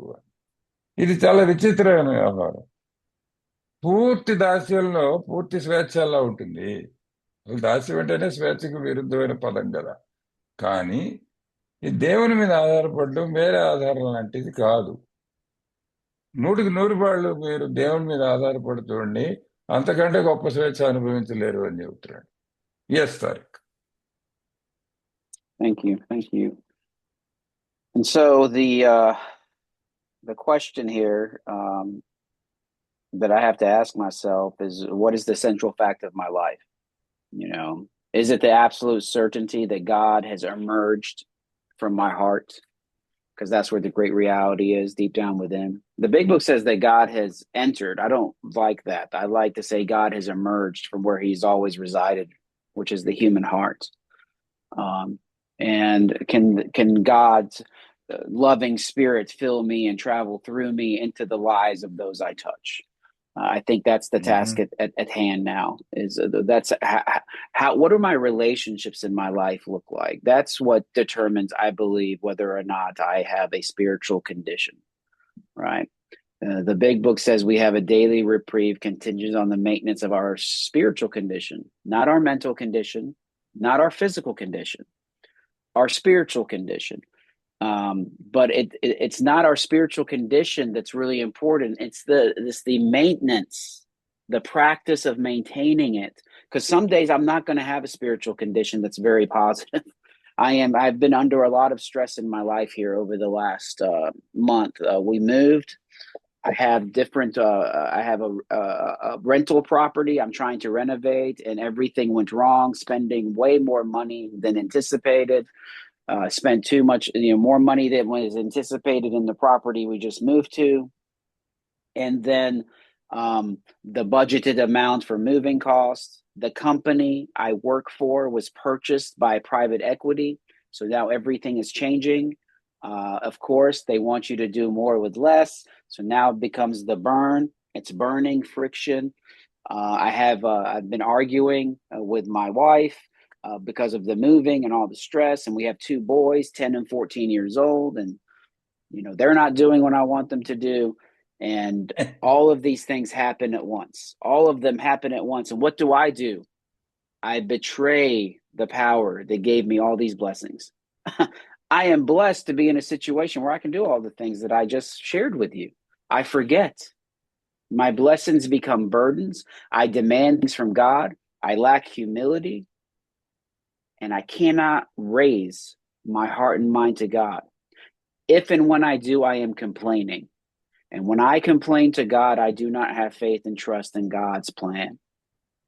I can't see it because all I can see is me. All I can see is me. They say we need more God in our lives. I don't think I need more God in my life. I need less of Tarek in my life. Less of Tarek in my life. Translate, please. Okay, again I try. So ఇందాక చెప్పింది చదివింది బట్టి తెలుసుకుంటే ఏంటి, సరే ఇప్పుడు నా జీవితంలో ముఖ్యమైన కార్యం ఏంటి, ముఖ్యమైన విషయం ఏంటి, ఇప్పుడు నేను చేయాల్సింది. సరే, బిగ్ బుక్ ప్రకారం మన సోపానాల కార్యక్రమం చేస్తే భగవంతుడు మన హృదయంలోకి ప్రవేశించాడు. God he's entered into my heart అని రాసింది. నాకు అది అంతగా రుచించదు. నా విషయంలో ఏంటంటే నేను అనుభవిస్తున్నది ఏంటంటే, దేవుడు ఎక్కడి నుంచో నా లోపలికి ప్రవేశించలేదు. దేవుడు ఎప్పుడు లోపలే ఉన్నాడు. ప్రతి మనిషి హృదయాంతరాల్లో ఉన్నాడు, అక్కడే నివసిస్తూ ఉన్నాడు. ఏటొచ్చి నాలోని మలినమంతా నేను పూర్తిగా తుడిచిపెడితే ఆ దివ్య జ్యోతి లోపల నుంచి బయటికి ప్రకాశించడం మొదలుపెట్టింది. ఎప్పుడు ఉన్నాడు. నేను మొత్తం చెత్త చెదరంతా కప్పేస్తే పాపం ఆ జ్యోతి బయటికి ప్రకాశించడానికి కష్టపడింది పూర్వం. ఇప్పుడే ఈ కార్యక్రమంలోకి వచ్చి కొంత సోబరై 4 సోపానాలు చేసి కాస్త బుద్ధిపూర్వకంగా బ్రతుకుతుంటే ఇప్పుడు ఆ శక్తి బయటకు వచ్చి నాతో పాటు నా చుట్టుపక్కల ఉన్న వాళ్ళని కూడా తాకే ప్రయత్నం చేసే అవకాశం ఉంది. అయితే ఈ అవకాశం ఉంది కదా అని చెప్పి నన్ను ఊరుకుంటే అయిపోదు. ఇప్పుడు విషయం ఏంటంటే మన బిగ్ బుక్ లోనే చెప్పారు కదండి. ఇప్పుడు చదివి వినిపిస్తా ఆయన చెప్పిన వాక్యం చాలా ముఖ్యమైన విషయం కాబట్టి, మా ఆధ్యాత్మిక స్థితి నిర్వహణ మీద మాకు వాస్తవంగా లభించినది ఏమిటంటే, మా ఆధ్యాత్మిక స్థితి నిర్వహణ మీద ఆధారపడిన రోజువారీ నిలుపుదల మాత్రమే. 83 పేజీలో ఉంది కదా, maintenance of our spiritual condition అన్నారు. ఏమిటండి ఈ ఆధ్యాత్మిక స్థితి? దేన్ని నిలుపుకోవాలి, ఎట్లా నిలుపుకోవాలి? అసలు ముఖ్యంగా నా ఆధ్యాత్మిక పరిస్థితి ఎక్కడ దర్శిస్తుందంటే, మీకు ఎక్కడ కనబడుతుందంటే, నా చుట్టుపక్కల వాళ్ళతో నా సంబంధాలలో కనబడుతుంది అంటున్నాడు. ఇప్పుడు ఉదాహరణకి భార్య ఉంది, నాకు 2 పిల్లలు ఉన్నారు, 10 ఏళ్ళు 14 ఏళ్ళు కుర్రాళ్ళు. జీవితం వస్తూనే ఉంటుంది. ఇప్పుడు ఆయన చెప్పుకొచ్చాడు కథలు. ఇప్పుడు అందరి జీవితాల్లో ఉండేలాంటివే. ఇప్పుడు 10 14 ఏళ్ళు కుర్రాళ్ళు ఉన్నారు, వాళ్ళు నేను చెప్పిన మాట వినాలని ఉంటుంది, వాళ్ళు వినరు, నాకు చిరాకు కలుగుతుంది. అట్లాగే ఏదో ఇల్లు అద్దెకిద్దామని దాన్ని కొంచెం బాగు చేయించి అద్దెకిద్దామని ప్రోగ్రామ్ వేసుకున్నాం. అయిపోతుందిలే అనుకున్నాను. ఆ పని ఓ పట్టాన అవ్వట్లేదు. ఆ చేసే కాంట్రాక్టర్లు అలా ఈడుస్తున్నారు. డబ్బులు అనుకున్న దానికంటే ఎక్కువైపోతున్నాయి. దానివల్ల పని జరగట్లేదు కాబట్టి భార్యతో వాగ్వివాదం జరుగుతోంది. ఆవిడ నా చిరాకు పెడుతోంది నన్ను. నేను ఆవిడని ఉల్టా తిడుతున్నా. ఈ లోపల పిల్లలు బాట వింటలేదు. మహా చిరాకు. ఇది అది కాదు. అదే మరి ఇంటిలోని పోరు ఇంతింత కాదయ్యా అన్నాడు కదా వేమన. అలాగా అయితే అవుతోంది. మరి ఇదంతా మధ్యలో జరుగుతుంటే ఆల్కహాలిక్ ఎట్లా ఉండాలయ్యా? ఇదిగో నేను ఇప్పుడే చెప్పా కదా మీకు, భగవంతుడు నాలోంచి ప్రవేశించాడు, దాన్ని పట్టుకొని ఉండాలి. నాకు వచ్చిన ఈ ప్రసాదం ఏమిటి, ముఖ్యమైనది శరణాగతి అని చెప్తూనే ఉన్నా కదండి. అది మర్చిపోతూ ఉంటా. నేను ఈ దైనందిన పరిస్థితుల్లో మర్చిపోతూ ఉంటా. మర్చిపోయి పక్కదారి పడుతుంది నా ఆధ్యాత్మిక పరిస్థితి. పక్కదారి పట్టి దేవుణ్ణి నిందిస్తుంటా అప్పుడప్పుడు. రెండోసారి అరే ఆయన ఏదో ఆలోచించి పెట్టాడు కదా, నేను పని చేసుకుంటూ ముక్కుసూటిగా పోవాలి అన్న దాని మీద ఉండను. అప్పుడప్పుడు దేవుని పథకం మీద నాకు అనుమానాలు కలుగుతుంటాయి. నిజంగా కరెక్ట్ గా చేస్తున్నాడా, ఏమైనా తేడాలు చేస్తున్నాడా వీడని. చూసారా, ఇప్పుడిప్పుడే వరప్రసాదం అని చెప్పా, ఇప్పుడిప్పుడే మళ్ళీ అనుమానాలు వస్తున్నాయని చెప్తున్నా. ఇలాగా కింద మీద పడుతూ ఉంటానన్నమాట. కానీ నేను వెనక్కి మళ్ళీ బండి గాడి తప్పకుండా మళ్ళీ రోడ్డు మీదకి వచ్చింది ఏమిటి తెస్తుంది అంటే, నేను నా ఆధ్యాత్మిక సిద్ధాంతానికి ద్రోహం చేయకుండా నన్ను వెనక్కి తెచ్చేది ఏంటంటే హ్యూమిలిటీ. మళ్ళీ ఆ వినయాన్ని మళ్ళీ మళ్ళీ మళ్ళీ తెచ్చుకుంటూ ఉండాలి నేను. అదొక్కటే నాకు శరణాగతి. చేస్తారు. Thank you. So today I see the importance of this idea of reaching for humility, because that's how I can find myself sincerely raising my heart and mind to God, knowing I can't do anything without God, and God gets all the credit for everything. The irony of it, that though some of the most painful experiences that have been brought into my life are also God. So when I can understand that it is also the struggle, the pain, the suffering, the love, the joy, the passion is all God. This is a place where I understand that I'm constantly being used by God as a servant for God. So I know there's not a day that goes by that I will not have what I need to meet the difficulties of life or the happiness of life. I will always have my daily bread available to me. And I have a debt to pay God, and I'm the only one that can pay that debt. And the greatest gift that God has ever given me is my recovery. And what I do with my recovery is my gift back to God. And I hope God is as pleased with my gift to him as I am with his gift to me. I'm a member of Alcoholics Anonymous. My name is Tarek. Thank you. So చివరిలో చెప్పదలుచుకుంది ఏంటంటే, ఇవాళ నేను ముఖ్యంగా గుర్తుపెట్టుకోవాల్సిన విషయం ఏంటంటేనండి, హృదయాన్ని బుద్ధిని భగవంతుని దిశగా ఎదిగేలా చేయడం అన్నది నా ప్రధానమైన కార్యం. సో ఇది భగవంతుని వైపు దిశగా ఎదిగే కార్యక్రమం ఎట్లా మొదలవుతుంది అంటే, నేను నేర్చుకున్నది ఏంటంటే, నేను వినయం కోసం చేతులు చాచాను అనుకోండి, వినయం కోరుతూ జీవించాను అనుకోండి, అటువైపుకి ఆ దిశగా వెళ్ళగలనని నాకు నమ్మకం. ఇంకో నమ్మకం ఉందండి వాళ్ళు. కేవలం ఆనందాలు, సుఖాలు, సంతోషాలే కాదు, జీవితం ఏం తెచ్చినా కూడా కష్టాలు, కన్నీళ్లు, ఒడిదుడుకులు, కింద మీద పడుతుంటాం జీవితంలో. పూర్వాశ్రమంలో పడ్డాం, అందరం పడ్డాం కాబట్టి ఇక్కడ కూర్చుని ఉన్నాం. అవన్నీ కూడా దేవుడే. దేవుడు అంటే ఉట్టి సంతోషము, ఆనందము కాదు, అన్నీను. కష్టం, కన్నీళ్లు అన్ని దేవుడే. అన్నిటిలోనూ దేవుడు ఉన్నాడు అన్నది నేను అర్థం చేసుకో. అదే జీవితం. నా జీవితం వరకు చూసుకుంటే అతి ముఖ్యమైన నాకు వచ్చిన పెద్ద గిఫ్ట్, పెద్ద ప్రసాదం ఏమిటి అంటే నా రికవరీ. ఇందులో నిస్సందేహంగా చెప్పదు. నా స్వస్థత కార్యక్రమం లేకపోతే, రికవరీ లేకపోతే నేను అసలు బతుకున్నాను. సో అదే నాకు అతిపెద్ద గిఫ్ట్ వచ్చింది. మరి నేను ఎంత రుణపడి ఉండాలి భగవంతునికి? ఆ రుణం నేను తీర్చుకోవాలి. రెండోది, ఆ రుణం నేనే తీర్చుకోవాలి. నా తరఫున మీరు తీర్చుకోవడానికి లేదు, నేనే తీర్చుకోవాలి, నేను తీర్చుకోవాలి. తీర్చుకోవడానికి నేను ఏం చేయాలి? ఇదిగో ఏ సందేశాన్ని వీలైనంత వరకు 10 మంది పంచుకోగలను. కాబట్టి నేను ఆయన నాకు ఇచ్చిన రికవరీతో ఎంత ఆనందంగా ఉన్నానో, నేను ఆయనకి రుణం తీర్చుకునే విధాన్ని చూసి ఆయన ఇంతో కొంత సంతోషిస్తాడని ఆశతో ముగిస్తుంది. నా పేరు తారెక్ అండి, నేను ఆల్కహాలిక్ అనానిమస్ మెంబర్ని చెప్పి ముగించారు. నాకు ఈ అనువాదాన్ని చేసే అవకాశం ఇచ్చినందుకు నేను కూడా సంతోషించి చాలా ఆనందపడుతూ సెలవు తీసుకుంటున్నాను. ఇక్కడి నుంచి పవన్ గారు చెప్తున్నాను. Thank you. Thank you Ramana గారు, ధన్యవాదాలు. మిత్రులారా, మనము 10 నిమిషాలు మిగిలిందండి. Tarek, would you be able to hang out for a few more minutes for any QA? Right. Yes, absolutely. Wonderful. మిత్రులారా, మీకు ఏమైనా ప్రశ్నలు ఉంటే దయచేసి కుదించండి. మనకి 9 నిమిషాలు మాత్రమే ఉన్నాయి. సూటిగా ప్రశ్న అడిగితే నేను అందించగలను, వారి ఆన్సర్ కూడా తీసుకురావాలి. ఎవరన్నా హ్యాండ్ రైజ్ ఫీచర్తో అడిగినా పర్వాలేదు.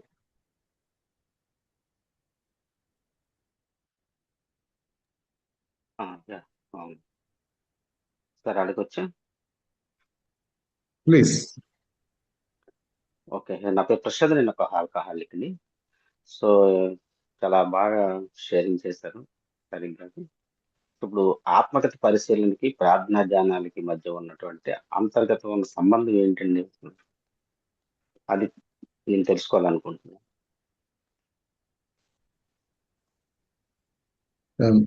Hi, Tarek. Prasad has a question. What is the difference, in your opinion, about between introspection and meditation and prayer? How could they be different, in your opinion? Conscious contact. Yeah, conscious contact with God. Yeah, conscious contact with God and meditation and prayer. So, what's the difference between conscious contact with God and prayer and meditation? Yeah, I think he meant to ask how are they related, but yeah, you can expand on it. Yeah. Yeah. So, in the 12 and 12, a few pages before the paragraph I read, it says that prayer and meditation and self-examination are very important. While they are incredible, and when you practice them each individually, when you bring them all together, prayer, meditation, and self-examination, they create an unshakable foundation for our lives.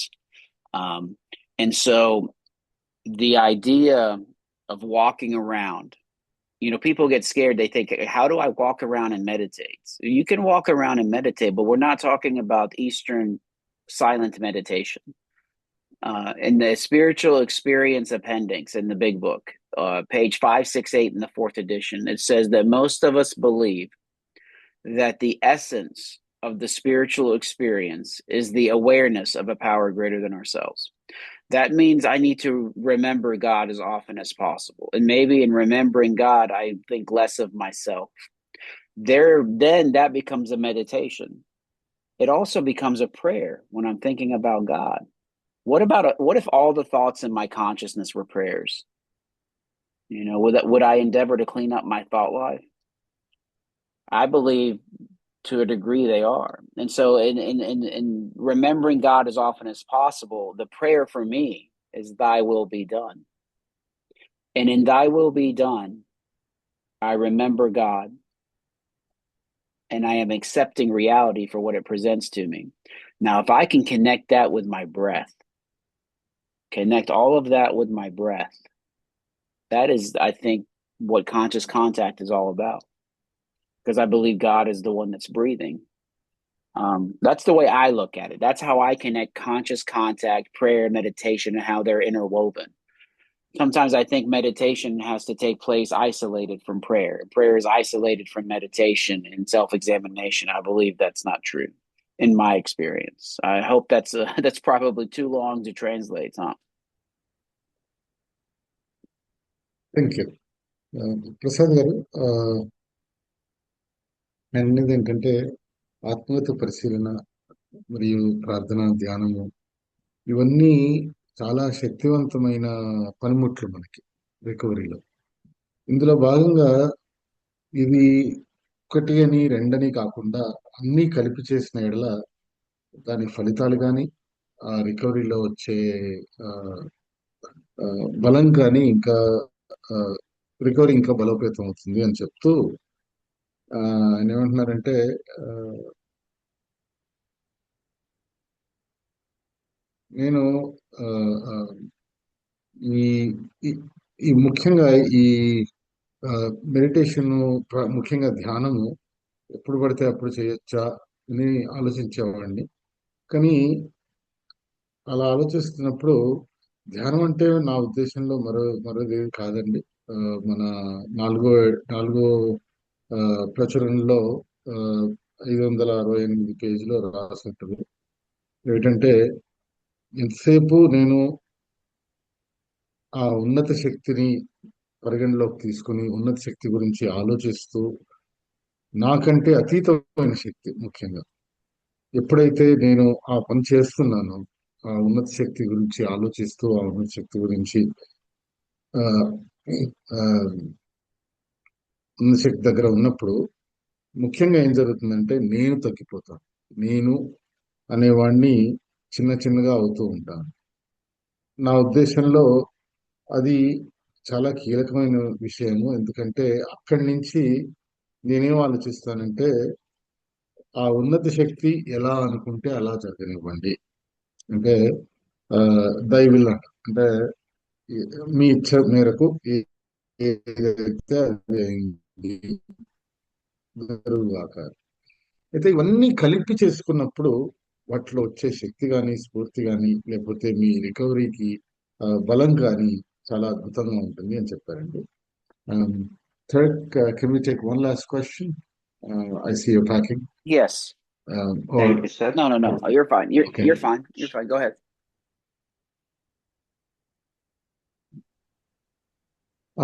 So Prasad, another Prasad, he's asking a question. Prasad, మీరు manipulate అవడానికా లేకపోతే వేరే వాడిని manipulate చేయడానికండి? నేను manipulate అవ్వడానికి. మీరు మిమ్మల్ని manipulate చేసుకోవడం అంతే. అలా కాదు, నేను ఏ విషయాలలో ఇతరుల మాటల పట్ల నేను మ్యానిపులేట్ అవుతాను. ఓకే, ఓకే, మ్యూట్ చేసుకోండి sir. Okay.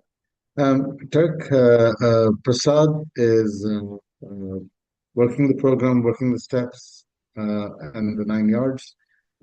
He says he's wondering, while sticking to the program, doing the program, what are some avenues where he might get manipulated into,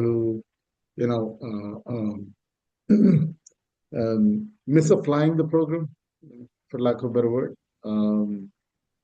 or getting diverted from the program, when I'm not sure what he means by how he'll get manipulated. Maybe it's with peers, or um, whatever the factors that he thinks he may risk being manipulated.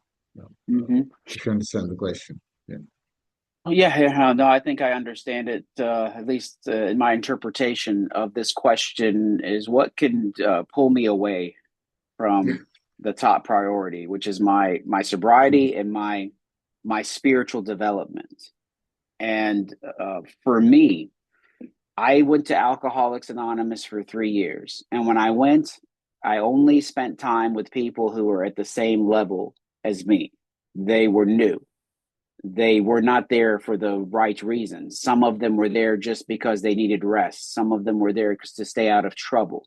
Um, and therefore, their spiritual development and sobriety were not the top priorities. After the gift of surrender, and I came back in 2007, I decided to spend time with people who had been sober for a while, and they were they were 12-step based, meaning I went to meetings with people that were excited about recovery. I spent time with people that were passionate about the big book. I spent time with people that were curious about spirituality. I spent time with people that had integrity. I spent time with people that lived the AA program, not just talk about it. They lived it, and that kept me from being manipulated by anything that was going to pull me away. So it was around who I surround myself with, my sponsor, the people at my home group. Yeah, that's the answer to the question. Thank you. Tirumala గారు ఆయన మీ ప్రశ్నకు సమాధానం ఇస్తూ దాన్ని ఆయన ఎలా పరిగణించారంటే, నన్ను ఏలో ఎటువంటి విషయాలు నా నా రికవరీకి, నా ఆధ్యాత్మిక పురోగతికి నుంచి దూరంగా తీసుకెళ్తాయి అనే కోణంలో ఆయన మాట్లాడుతూ, నేను మొదటగా ఎంచుకునేది నా ఆధ్యాత్మిక ఎదుగుదల. నేను ఎలా ఎంతగా ఎదిగితే అంతగా నా రికవరీ బాగుంటుంది, అంతగా నా నా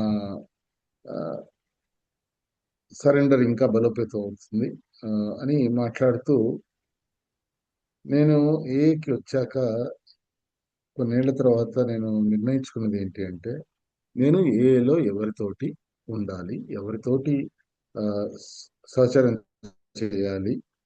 ఎందుకంటే నాకు కావాల్సింది ఎవరైతే ఏలో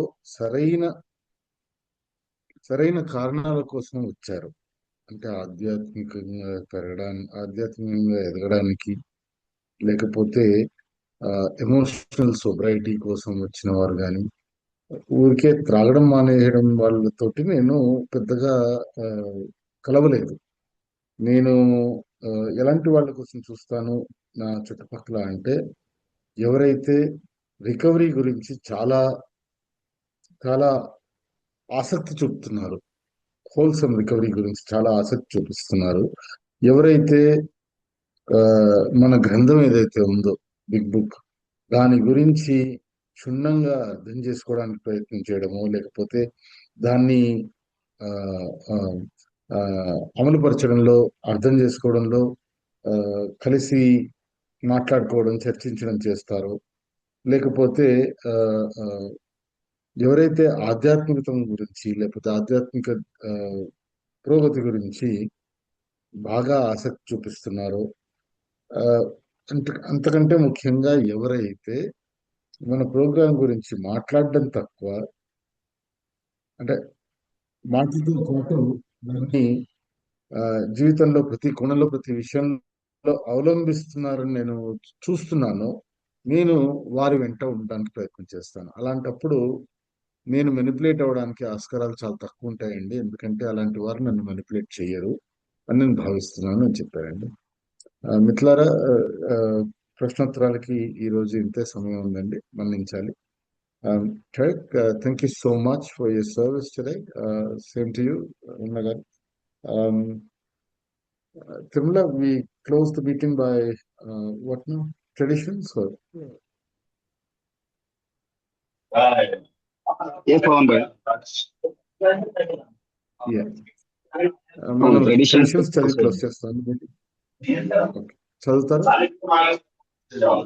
మీ నేను దగ్గర బయట ఉన్నాను. సౌండ్ మిత్రులు వస్తుంది. ఎవరైనా సరే మీరు బయట ఉన్నట్టున్నారు. ఎస్ ఎస్ కోముక్ల గారు చదువుతారా ట్రెడిషన్స్? ఓకే, చదువుతాను సార్. ఓకే, నా పేరు ప్రసాద్ అండి. నేను ఆల్కహాలిక్ని. ఏ యొక్క 12 సంప్రదాయములు. ఒకటి, మన ఉమ్మడి సంక్షేమం అత్యంత ప్రధానమైనది. వ్యక్తిగత స్వస్థత ఏ ఐక్యతపై ఆధారపడి ఉంది. 2, తనకు తానుగా మన గ్రూప్ అంతఃకరణ ద్వారా వ్యక్తపరుచుకున్న ప్రేమమూర్తిగా దేవుడు మాత్రమే మన గ్రూప్ ప్రయోజనాలకు తుది నిర్ణయాధికారి. మన నాయకులు నమ్మకమైన సేవకులు మాత్రమే, పరిపాలించేవారు కాదు. 3, ఏ సభ్యత్వం కావాల్సిన ఒకే అర్హత, త్రాగటం ఆపేయాలని కోరిక మాత్రమే. 4, ఇతర గ్రూపులపై కానీ మొత్తంపై కానీ ప్రభావం కలిగించే విషయంలో తప్ప ప్రతి గ్రూపు స్వయం ప్రతి కలిగి ఉండవలెను. 5, ప్రతి గ్రూపు ప్రధాన లక్ష్యం ఒకటే, ఇంకనూ బాధపడుతున్న త్రాగుబోతులకు సందేశం అందజేయటియే. 6, గ్రూపు ఏ విధమైన సంబంధిత సదుపాయంలో లేక బయటి వ్యవస్థల సమ్మతి తెలుపుటి గాని, ధన సహాయం చేయటి గాని, యొక్క పేరు అరువు ఇచ్చటి గాని చేయరాదు.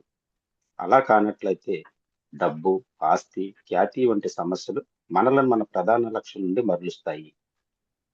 7, ప్రతి గ్రూపు బయట నుండి చందాలు నిరాకరిస్తూ పూర్తి స్వయం పోషకంగా ఉండాలి.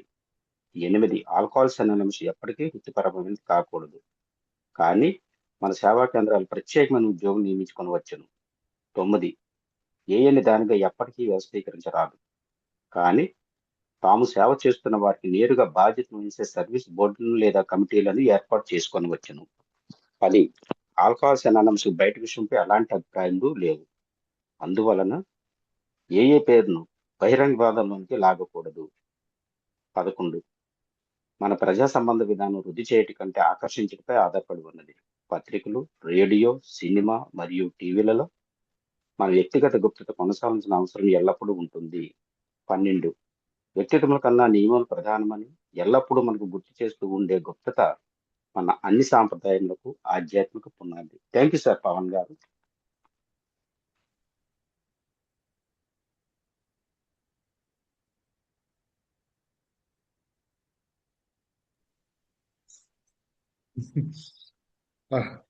Thank you, Tarek. Thank you, Ramana garu, for your service today. We appreciate it. Thank you, friends, for joining. మిత్రులారా, ఈరోజు హాజరైనందుకు చాలా ధన్యవాదాలండి. మళ్ళీ వచ్చే శనివారం కలుద్దామండి. ధన్యవాదాలు. గుడ్ నైట్, శుభరాత్రి, good morning. Good night. Have a good day. Good night, everyone. Night. Bye. Good night, Jack. Good night అండి అందరికి.